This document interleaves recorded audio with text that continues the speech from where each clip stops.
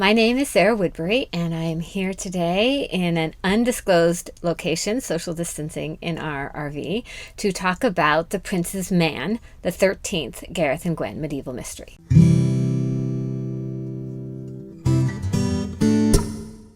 We've been starting to do these book release videos, the last couple books. This is the first one we've done for one in the Gareth and Gwen, or Gwen and Gareth mysteries, depending on who you talk to. Who you talk to. Officially Gareth and Gwen medieval mysteries, yes. Yes. Your mother liked to call them the Gwen and Gareth. Yes, she did. Mysteries. And since we now have a granddaughter named Gwen, maybe that will change.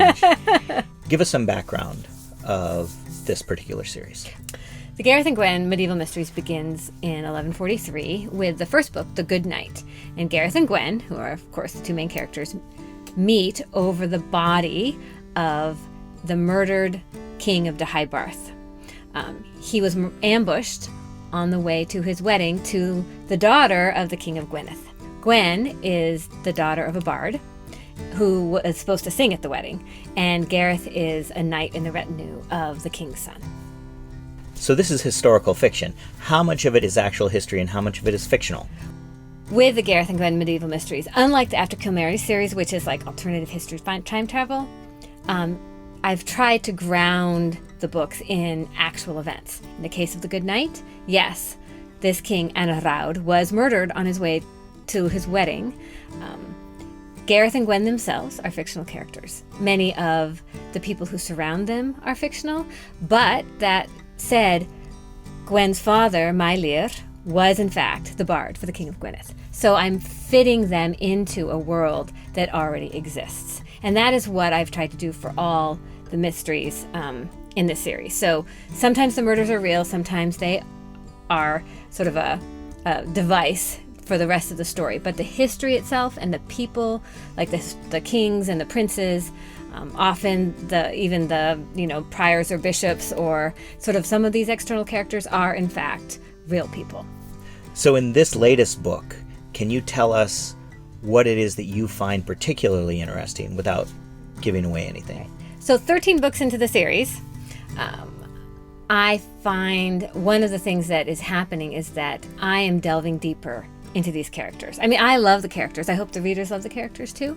And we just find out new things about them that maybe we didn't know before because we've now had all this time. I mean, one of the things that I promised myself and readers when I first started writing was that I wouldn't write a book just to write a book, just for something for people to buy. I needed to be invested in whatever story I was telling, so that readers could be invested in the story. In the case of The Prince's Man, it is the character that I find so interesting, like this development, maybe seeing sides of these people that you haven't seen before.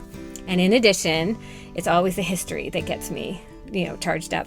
And all of these books, all 13, and The Prince's Man included, is set during the time of what's called the Anarchy, which was a war for the English throne between Stephen and Maud. And here, even in Denbigh, where this book is set, in Gwynedd, in Wales, that big war has an impact on this little kingdom of Gwynedd.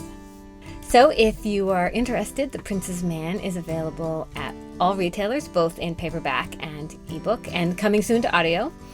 And next week, we'll be back to our regularly scheduled Making Sense of Medieval Britain program. If you like this video, click on the playlist or subscribe to my channel. There'll be a new video next week. And if you want to check out my books, click on the link to my webpage.